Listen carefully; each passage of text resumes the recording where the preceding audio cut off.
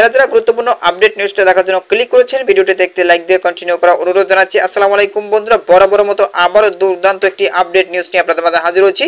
প্রিয় বন্ধুরা, অবশেষে আরও 24 স্কুল থেকে শেখ পরিবারের সদস্যদের নাম বাদ।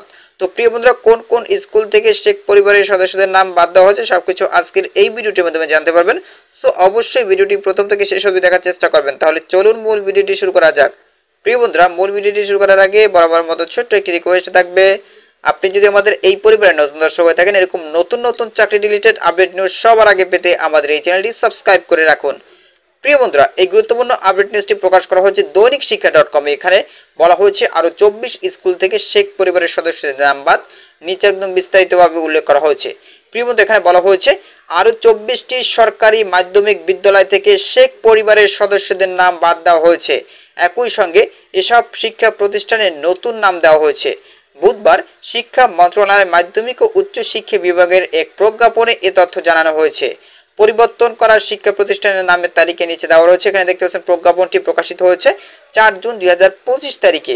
এখানে প্রিয় বন্ধুরা, বলা হয়েছে মন্ত্রিপরিষদ বিভাগের মন্ত্রিসভার সিদ্ধান্ত বাস্তবায়ন পরিবীক্ষণ অধিশাখা 9 ফেব্রুয়ারি 2025 খ্রিস্টাব্দ তারিখের এত স্মারকে জারিকৃত পত্রের নির্দেশনার আলোকে নিম্নোক্ত ছকে 2 নং কলমে বর্ণিত শিক্ষা প্রতিষ্ঠান সমূহের নাম 3 নং কলমের অনুযায়ী পরিবর্তন করা হলো।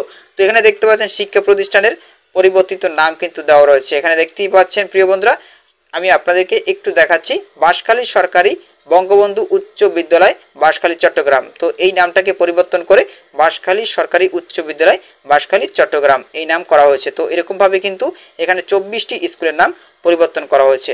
আপনারা চাইলে ভিডিওটা পজ করে নামগুলো দেখে নিতে পারেন। তো আমি যদি বলতে চাই সেক্ষেত্রে কিন্তু ভিডিওটা অনেক লং হয়ে যাবে। আশা করি আপনারা বুঝতে পেরেছেন।